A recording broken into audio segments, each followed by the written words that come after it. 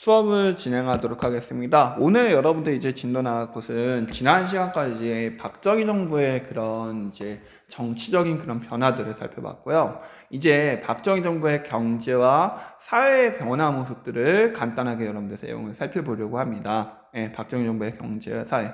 박정희 정부에 대해서 비판하는 사람들은 대부분 이제 그 당시에 독재를 너무 오래 했다라는 걸 얘기하는데, 예, 너무 이제 정권이 너무 연장된 건 사실이잖아요. 그런데 이에 대해서 긍정적으로 보는 사람들은 그런 와중에서도 경제 발전을 굉장히 극심히 이루었다라고 하는 그런 사람들을 주장합니다. 경제와 사회, 근대화를 조금 다루는데 박정희 정부가 크게 공헌을 했다고 그렇게 이야기를 하거든요. 그런 내용들을 여러분들 잘 생각하면서 과연 어디가 좋은 이야기인지를 여러분들 한번 생각해 보면 좋지 않을까라는 생각은 듭니다. 네, 교과서 268쪽 피면 될 것 같고요. 박정희 정부의 경제 변화 모습을 이제 하나둘씩 살펴보도록 하겠습니다. 268쪽 폈죠? 네, 박정희 정부는요, 크게 뭐 지금 계속 여러분들 공부를 하고 있지만 쭉 그리면 3공화국과 4공화국 두 개잖아요. 그리고 3공화국은 보통 60년대, 그리고 4공화국은 보통 70년대를 얘기합니다. 그런 와중에서 딱 가운데를 가르는 것이 지난번에 얘기했던 72년도에 유신 헌법이죠. 이 유신 헌법을 바탕으로 해서 크게 3공화국, 4공화국을 나누는데 3공화국, 4공화국은 조금씩은 다릅니다. 경제 관련돼서 많이 차이가 있거든요. 크게 3공화국에서는 우리나라 경제 발전을 위해서 2차 경제 개발 5개년 계획이란 걸 합니다. 이거 여러분들 아마 중학교 때 열심히 공부했을 것 같아요. 경제개발 계획은 실질적으로 이승만 정부 때부터 시작은 됐죠. 이승만 정부가 미국의 원조 물자에 대해서 원조 물자가 유상차관은행으로 바뀌니까 이에 대해서 경제개발 계획을 세웠고, 장면 정부도 경제 제일주의를 내세웠잖아요. 그와 마찬가지로 당시 3공화국에서도 경제개발 5개년 계획이라는 걸 세워서 이제 경제를 발전시키려는 계획을 세웁니다. 그걸 총 1차, 2차가 3공화국 때 있고요. 유신체제가 있은 다음에 4공화국 때는 이제 3차, 4차 경제개발 5개년 계획이 있거든요. 근데 이게 조금 다른 게 1, 2차 때는 박정희 정부가 중심이 있었던 것이 경공업이에요. 경공업이라고 하는 것은 여러분들 조금 가볍다는 내용이잖아요.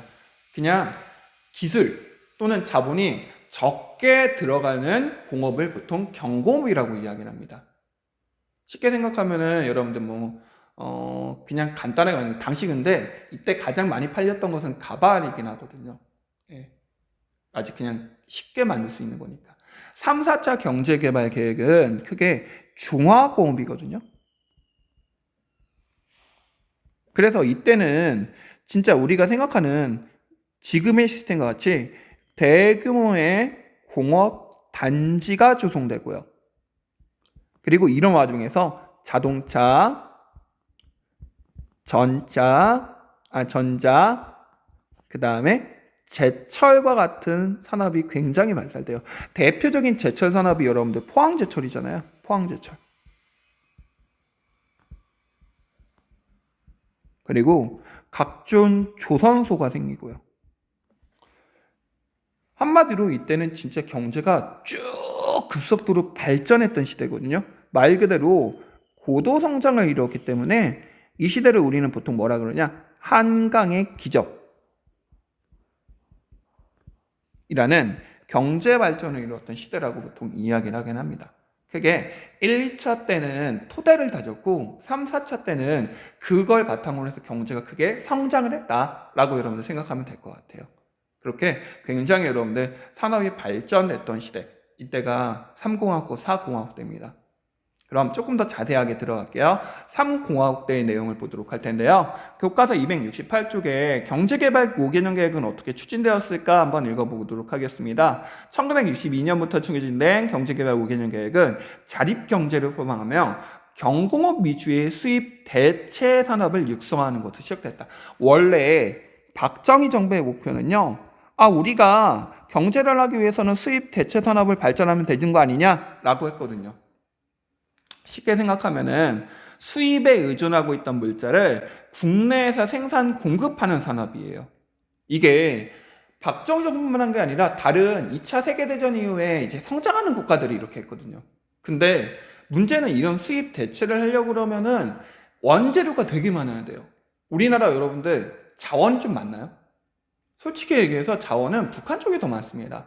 우리나라는 자원보다는 넓은 땅, 그나마 북한에 비교하면 넓은 땅이 있기 때문에 그 땅에서 경작을 하고 그런 것들이잖아요. 하려고 그러니까 안 되는 거예요. 그래서 수입 대체를 하다가 이건 안 되겠네? 우리가 수출 주도 산업을 하자. 가공 무역을 중심으로 해서 수출 주도 산업을 하면 되는 거 아닌가? 라고 생각을 한 거거든요. 그래서 원재료를 주로 우리나라, 현재도 똑같습니다. 원재료를 외국에서 수입해서 그것을 가공해서 우리가 대파는 형식이거든요.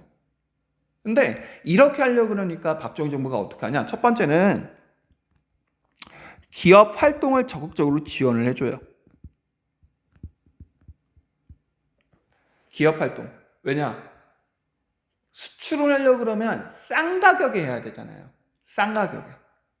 그렇기 때문에 기업에 적극적으로 활동을 할 수 있도록 지원해주고요. 그런 와중에서 아직까지는 우리가 기술이 없기 때문에 노동 직약 산업이 굉장히 발달됩니다. 한마디로 사람들이 하루에 몇십 시간씩 일을 해서 돈을 번 거, 몇십 시간씩 투자해서 떼깍떼깍 해서 쉽게 얘기하면 가발은 한 땀 한 땀 그 가발이란 걸 만들어야 되거든요. 그렇게 많은 시간을 들여야지만 만들 수 있는 것들이 이때 생겨난다 보면 돼요. 이것이 1960년대에 있었던 상공화국대 경제개발계획의 그런 내용이거든요. 근데 이런 것들을 하려고 그러면은 크게 당시 경제의 토대가 되는 것이 무엇이냐? 첫 번째는 임금이 싸야 되는 거예요? 비싸야 되는 거예요? 임금이 싸야 되죠. 네, 임금이 싸야 되는 그 수밖에 없습니다. 임금이 싸야 된다. 저임금 정책을 해야 될 수밖에 없거든요. 근데 이 저임금 정책을 하다 보니까 밑에 문제는 누군가가 너무나 힘든 거예요. 누가 힘들어요? 기업가가 힘든가요? 아닙니다. 기업가들은 솔직히 돈을 많이 벌어요. 근데 그 밑에서 몇십 시간씩 일하는 사람들이 너무나 힘들거든요. 밑에 내용 좀 볼게요. 밑에 268쪽에 보면은 수출 입국가 장시간 저임금 노동이라고 되어 있죠. 우측에 보면 아시아 제조조업 노동자의 주당 노동시간 추이라고 되어 있습니다. 한국은 필리핀, 싱가포르, 태국에 비해서 얼등하게 지금 주당 노동시간이 굉장히 많죠. 56시간씩 일하고요. 네, 시간이 굉장히 깁니다. 이렇게 사람들이 굉장히 저임금 정책을 위해서 노동자들이 굉장히 노동자 피해가 있거든요. 이 노동자 피해가 굉장히 많아지니까 이에 대해서 저항을 했던 사람이 있습니다. 교과서 269쪽 보면은 거기에 정리하고 영향 키우기에 2번 문제 있어요. 2번 문제 다음 자료를 읽고 물음에 답해보자 라고 되어 있습니다. 거기 기억에 들어간 인물 여러분들 아마 많이 들어봤던 사람이라고 볼 수 있는데 기억에 들어간 인물이 전태일이라는 사람이거든요. 그럼 전태일은 뭐 했던 사람이냐? 거기 나옵니다. 대통령 각하 저희들은 근로기준법의 혜택을 조금도 못 받으면서 라고 이야기하고 있습니다. 근로기준법 근로를 하는데 최대한 맞추어진 법인데 노동자의 근로조건과 교섭원리를 규정하고 있어요. 근데 우리가 아마 여러분들 통합사회 시간에 공부했을 거예요. 근로기준법에서 노동자들의 권한이 크게 세 가지가 있었죠. 단결권, 단체 행동권, 단체 교섭권. 근데 이런 것들이 당시 정부는 굉장히 많은 제약을 했거든요. 그걸 보여주는 게 밑에 보면은 90% 이상의 평균 연령 18세의 여성들입니다. 라고 되어 있죠. 그리고 2만여 명 40% 차지하는 사람은 평균 여성 15세의 어린이로 하루에 90원 내지 100원의 급료를 받으며 1일 15시간의 일을 합니다. 시간이 굉장히 많고요. 네, 저임금 그리고 장시간 노동 하고 있죠. 저희들의 요구는 하루 14시간의 작업 시간을 1일 열에서 12시간 단축해달라는 겁니다. 1개월 휴일 2일을 늘려서 일요일마다 휴일을 열기를 원합니다. 당연히 해야 되는 거 아닌가요? 일주일에 여러분들 일주일 내내 공부하라고 생각하면 해보세요. 솔직히 일주일 동안 공부하기 너무 힘들잖아요. 그나마 일요일, 토요일이 있기 때문에 우리가 지금 살 수 있잖아요. 근데 공부보다 솔직히 조금 더 힘든 게 하루 종일 노동, 장시간 육체적 노동하는 거거든요. 그걸 14시간씩 한다? 너무 사람들이 살기가 어려웠을 거라고 생각이 듭니다. 이런 것들에 대해서 당시 전태일이 거기 이번에 나오는 대통령 각하는 박정희를 이야기하잖아요. 박정희 정부. 박정희한테 편지를 보내갖고 이거 잘못된 거 아닙니까? 라고 이야기를 하는 겁니다. 하지만 박정희 정부는 이에 대해서 별로 크게 반응이 없었죠. 결국 전태일은 이에 대해서 자신의 몸을 분신, 한마디로 자신의 몸에 불을 붙여가지고 이것이 잘못된 거 아니냐고 하면서 크게 저항을 했던 인물이기도 합니다. 이래서 이와 관련돼서 영화도 나오고 드라마도 나오고 뭐 만화 영화도 좀 많이 나오긴 했거든요. 네. 그리고 이런 사람들이 저항을 했기 때문에 우리가 조그나마 지금은 조금 발전된 모습을 보인다 볼 수 있죠. 네. 이것이 저임금 노동 관련돼서 이제 당시 문제점들이라 볼 수 있죠. 다음 두 번째로는 저임금뿐만 아니라 임금을 낮게 하기 위해서는 먹는 걸 싸게 해야 되거든요. 그래서 저고가 정책이라는 걸 펼쳐요. 저고가 정책. 고가는 곡식의 가격이거든요. 곡식의 가격을 굉장히 싸게 한다라는 건데 이 곡식의 가격을 싸게 하니까 밑에 문제는 농민들이 원하는 가격이 있는데 그 원하는 가격을 억누르는 거예요. 정부가. 결국 이러다 보면은 크게 문제점이 되는 게 회사로 도시에 나가서 일하는 사람들과 농촌에서 일하는 사람들의 격차가 굉장히 벌어지는 거죠. 도시와 농촌의 격차가 벌어진다. 그러면 솔직히 누가 집에 있어요? 누가 농촌에 있습니까? 대부분 밖으로 나가잖아요. 이걸 이촌향도라 그러거든요. 촌을 떠나서 도시로 향한다는 뜻입니다. 대부분의 사람들이 이촌향도를 했다고 볼 수 있거든요. 페이지 좀 넘겨볼게요. 274쪽 넘겨볼래요? 274쪽. 274쪽 보면은 이촌향도 관련해서 도시와 농촌은 어떻게 변화하였을까라고 하는 부분이 있습니다. 한번 읽어볼게요. 274쪽입니다. 274쪽 정신 차리고요. 274쪽에 밑에 부분 읽어볼게요. 도시와 농촌은 어떻게 변화되었을까? 산업화 과정에서 도시와 농촌의 소득 격차가 벌어지며 젊은이들을 포함한 많은 인구가 수도권과 대도시 공업인도로 이동하였다라고 되어 있죠. 솔직히 지금도 이게 변하진 않죠. 네, 많은 사람들이 있기 때문에 서울은 거의 1000만 인구라 그러죠. 네, 원주 30만이 지금 넘어서 40만 되고 싶은데 안 되고 있죠. 이런 것들이 굉장히 조금 있고 우리 강원도에서 그나마 원주, 춘천, 강남 이런 도시들 이외에는 점차 이 시군이 없어질 수도 있다는 얘기가 들리잖아요. 근데 그것도 좀 문제점이긴 합니다. 대도시로 몰려든 농민들은 대부분은 안정된 집자리를 얻지 못하고 도시 빈민이 되었다. 서울을 비롯한 대도시에는 무허가 판잣집이 세워지며 달동네라는 빈민촌이 형성되었다라고 되어 있습니다. 왼쪽에 달동네 되어 있죠. 달동네. 도시 빈민의 달동네를 만들었다. 달동네라고 하는 것은 여러분들 달과 굉장히 가까이 있는 마을이라는 거예요. 그래서 산꼭대기에서 집들이 이어지고 있다. 쭉 하는데 대부분 집들이 진짜 오밀조밀하게 있잖아요. 지금 우리 원주랑은 조금 다른 모습이긴 하죠. 이런 것들이 현재 서울도 이런 모습이 계속해서 유지가 되기는 있거든요. 그리고 이런 도시의 문제 속에서 사람들이 화장실도 제대로 가지 못합니다. 1970년대 같은 경우에는 일반적으로 사람들 마을에 화장실이 하나 있거나 아니면 욕실이 하나 있거나 그런 정도밖에 없었어요. 그래서 아침에 출근할 때 사람들이 길을 쭉 늘어서서 화장실에 가는 모습, 그런 것들이 아직도 TV, 영화나 그런 데 보면 굉장히 많이 나오긴 합니다. 그런 와중에서 교과서 275쪽 볼게요. 275쪽 보면 도시와 농촌의 인구 변화 우측에 표 있거든요. 75전을 기점으로 해서 농촌 인구가 도시 인구보다 적어졌죠. 이렇게 커다란 문제점들이 많아지니까 당시 정부는 어떻게 하냐? 이거 개선해야 되지 않냐? 라고 하면서 새마을 운동이라는 걸 펼칩니다. 새마을 운동은 한마디로 생활 개선이에요. 생활 개선. 글씨가 안 써지네. 개선. 그다음 소득 증대. 농민들의 삶을 좀 지원을 해주겠다라고 하면서 소득 지원도 좀 해주면서 근대적인 산업을 발전시키겠다고 하지만 실질적으로 그렇게 된 건 별로 없거든요.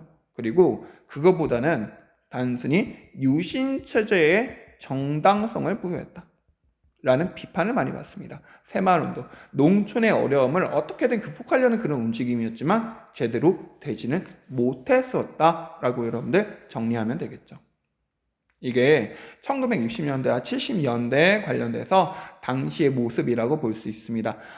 조금 더 보충해서 좀 읽어보도록 할게요. 다시 268쪽 돌아가고요. 268쪽 넘어가서 보면 여러분들 거기 밑에 경제 성장의 한계는 무엇이었을까라고 해서 큰 파트가 되어 있잖아요. 여러분들 이거 선생님 왜 안 하고 넘어가지? 라고 할 수 있는데 이것은 60년대하고 70년대 거의 공통적인 특징이에요. 60년대와 70년대 공통적인 특징. 잠깐만요. 이거를 올릴 수가 없네. 이거 일단 지우고 더 쓸게요. 여러분들 이거 만약에 이거 지금 판사한 내용 못 썼으면은 여러분들 정지하고라도 한 번 더 보세요. 지울게요. 네. 모습을 보면은 경제성장의 한계입니다. 일단은 이런 와중에서 경제성장의 한계가 어떻게 되는지 그건 내용을 보면 되는데 그게 30하고 40하고 거기 밑에 쓰면 돼요. 선생님이 썼던 거 밑에 쓰면 됩니다. 상공학과 상호하고 아까 여기 쭉 1, 2차, 3, 4차 근무인데 솔직히 1, 2차, 3, 4차 공통적인 특징이에요. 크게 한계점을 보면 한계는 첫 번째 얘기한 것처럼 지금 268쪽 보는 거예요. 경제 성장의 한계는 무엇이었을까? 한국 경제는 빠른 속도로 성장했지만 원자재와 중간재를 수입하여 가공하는 수출하는 무역 구조 때문에 무역 수지는 악화됐다라고 되어 있죠. 그리고 또한 부족한 문제원을 충당하기 위한 차관은 외채 증가로 이어졌다라고 되어 있습니다. 한마디로 이렇게 발전을 했지만 무역 수지는 굉장히 나빠지고 그리고 외채도 굉장히 증가된다. 외채는 외국에 드는 빚을 얘기하는 거예요.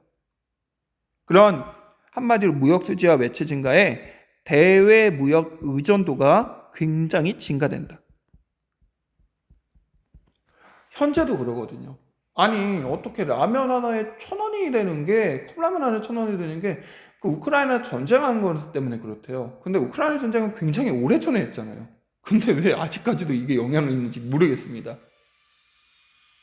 그리고 이런 와중에서 노동자들은 굉장히 힘듭니다. 그런데 대기업들은 당시 커다란 발전을 이루거든요. 계속해서 나오는 문제입니다. 정경유착. 정치와 경제가 유착이 돼서 여러 가지 문제가 생기고요. 또한 중복해서 과잉 투자하는 그런 문제점들도 굉장히 많이 등장해요. 이런 것들이 현재도 한국 경제의 문제점이라고 볼 수 있거든요. 이런 상황에 대해서 70년대 노동자와 농민들이 대응을 하거든요. 페이지 넘겨볼게요. 자꾸 왔다 갔다 해서 여러분들 좀 미안하긴 합니다. 페이지 좀 넘겨보도록 하겠습니다. 쭉 넘겨서 280쪽 넘겨볼게요. 280쪽 보면 농민운동과 노동운동이 어떻게 전개되었는지 그런 내용들이 나옵니다. 간단하게 일단 먼저 농민운동부터 볼게요. 농민운동. 밑에 있습니다. 280쪽 밑에 농민운동. 농민운동은 어떻게 전개되었을까? 아까 농민들에 대해서 크게 저고가가 있잖아요. 저고가. 예, 저고가는 곡시가 가격을 싸게 한다라는 거였죠. 읽어보겠습니다. 정부의 계속된 저고가 정책 속에서도 농가 소득은 양적으로 늘어났다. 그러나 1970년대 이르러 도시와 농촌 간의 소득 격차가 다시 확대되고 농민들의 소득보다 생활비가 빠르게 증가한 농촌 경제는 어려워졌다라고 되어 있습니다. 그걸 굉장히 잘 보여주는 것이 76년도에 있었던 한평 고구마 피해 보상이거든요. 이게 한평이라고 하는 지역에서 당시 고구마를 재배하는 집들이 아까 선생님이 저고가라 정책이라는 것이 곡식을 정부가 싸게 산다 그랬잖아요. 그 가격을 억누르고요. 마찬가지입니다. 곡식뿐만 아니라 고구마, 감자 그런 것들 식량을 대용할 수 있는 그런 식품들의 가격을 정부가 억눌렀다고 생각하면 돼요. 이에 대해서 당시 한평의 고구마를 재배하는 농가들이 원래 기준보다 조금 더 강하게 억누르니까 이거 잘못된 거 아닙니까? 라고 3년 동안 저항을 했던 거거든요. 그게 왼쪽에 있는 내용입니다. 지역 농민의 피해 보상 투쟁으로 시작되었으나 카톨릭 농민회가 경선에서 기도회 단식회 등의 정치적인 관심사가 되었다라고 돼 있어서 한평 고구마 피해 보상은 이긴 거예요, 진 거예요? 이겼죠. 일금 309만 원을 지금 피해 보상을 받은 겁니다. 근데 이거 이외에는 제대로 되지 못하였다는 거죠. 왜? 유신체제가 너무나 강했기 때문에. 농민운동도 좀 비슷하거든요. 노동운동? 노동운동은 저임금 정책 때문이라고 했는데 이에 대해서 크게 저항했던 사람이 전태일이었잖아요.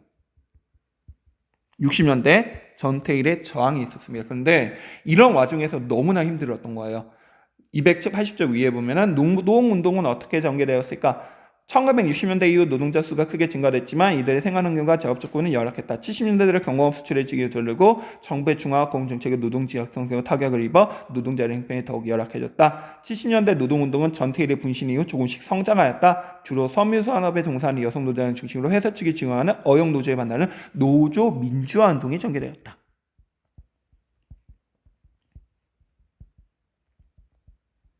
이 노조 민주화운동이라는 게 뭐냐면은 노조가 있긴 있어야 되잖아요.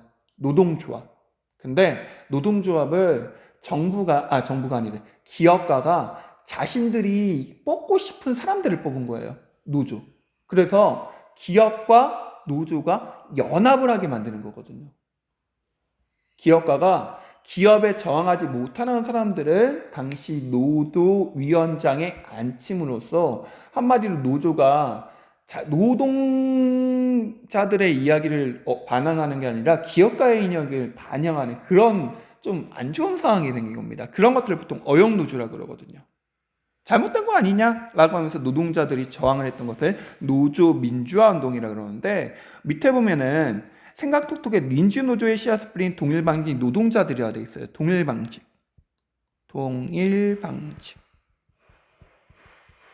보면은 똥물을 뒤집어 쓴 동일방직 노조원이라는 사진이 있죠. 이 사진만 보더라도 여러분들 알 겁니다. 노조원들이 스스로 민주운동, 자신들의 욕구를, 자신들의 이익을 대변할 수 있는 노조를 만들려 했는데 당시 기업가가 방해했다.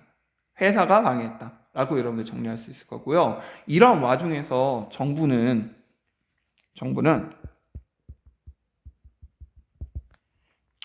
단체 교섭권 그리고 행동권을 제한하면서 역시 노조 민주화운동을 억압하려 하였다라고 여러분들 정리하면 될 것 같아요.